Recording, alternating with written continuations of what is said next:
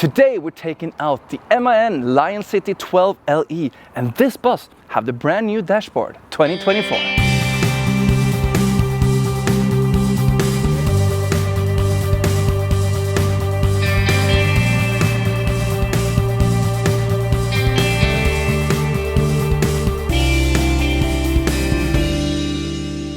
We are in Bus Eurotest 2024, and behind me we have 5 beautiful brand new buses, and today we are looking closer at the brand new model year 2024 MAN 12 LE, and we are very excited to take this bus on the road for the very first time.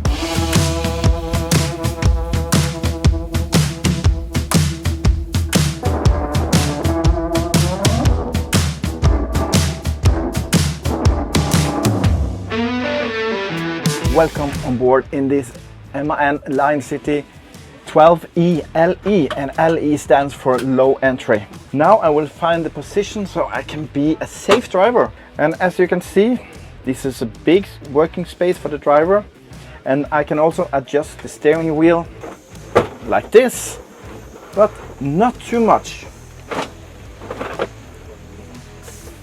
I wish it was not so heavy.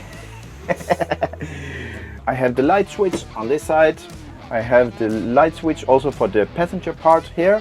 I can change the horn if I want a city or maybe an urban horn on this one. On my left side I can open the side window electric. I can also take down the sunscreen. On my right side I have the control unit for the gearbox, drive, neutral and reverse. I also have the climate system here, and you have the buttons for the doors, and you can also raise up the bus or take it all the way down. So let's put it in drive, close the door and get out on the road.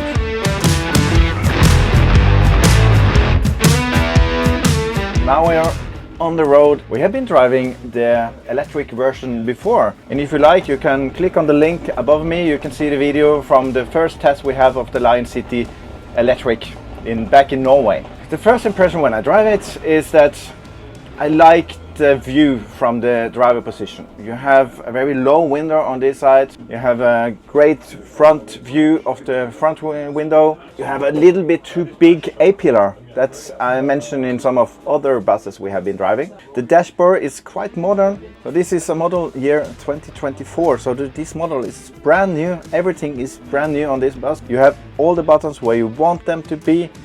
Easy access for the door buttons, and if you want you can also have an extra button that you can run all the doors from one button. On this MAN Lion City you have the multifunctional steering wheel. I really don't need it because it's too many buttons for me. I need to control the level of the volume, I need to control the cruise control, but that's it. The rest you can leave out. The display on this bus is digital. You can see the speed you are driving in, you can see the energy you are using or recuperating, you can see how much energy you have left in the battery, and this is absolutely a bus where as a bus driver you can enjoy this day in and day out.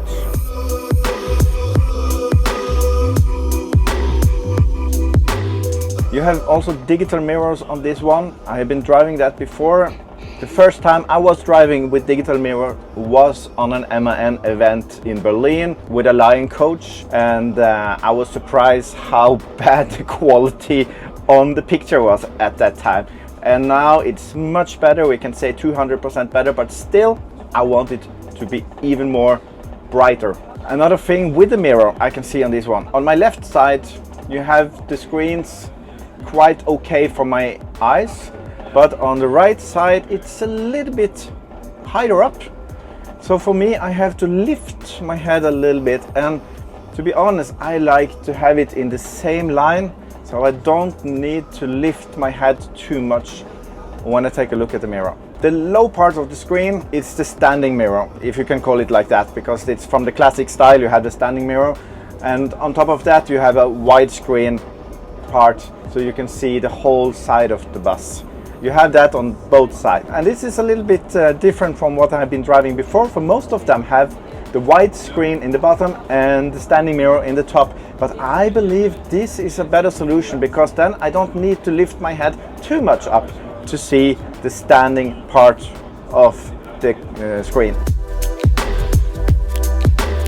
On this one, we have the manual handbrake. Most of the new buses I have been driving have the electric handbrake, but on this one, it's the old-fashioned handbrake, and for me, it's okay. Sometimes you need to have the manual handbrake in the way that you are standing in a hill or something and you want to have 100% control of your starts or something like that.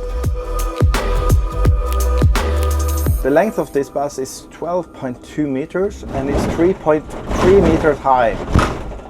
And now you can hear that we are driving over the railway and it's making, of course, a lot of noise, but it's not too much. It's not like all the plastic is making noise, it's the whole body. So it feels like it's very solid body on this bus. The battery pack on this one is 480 kilowatt hour and you have 6 different battery packs. You can charge the bus in the front, in the back, on the left side, over the front wheel and in the right side all the way back in the corner. You cannot charge this with a pantograph or inductive charging yet. So let's see if that will come in the future. In this bus you have 41 seats and you have 28 standing passengers. And one thing I like with this one, that you have a manual wheelchair ramp. You can easily flip it out, put it in again and drive. And one thing I learned today, that with a manual ramp you don't have to think about the level on the bus stop, because with the ramp you can adjust it as much as you like, up and down. On the electric wheelchair ramp you are more locked to the distance from the ground. This bus is a low entry bus. It means that it's built to drive a little bit longer than in the city center. On this one you have a raised floor from the middle door and backwards, and you also have a little bit more comfortable seats. And one thing that you also have on this one, that you have a luggage rack in the roof. But you have to be quite tall. So I think I will let Magne pick my luggage next time I'm on the trip with this one. And it's not because MAN don't want to put the rack lower, but it's mandatory, it's a regulation on it, how tall you need it to be so you don't hit your head. Thank you so much for watching the video here today. And if you like what you see, click down here. The button is called subscribe, and then you will see all the future videos from us here in Bussmagasinet. Until next time, drive safely and have a great day.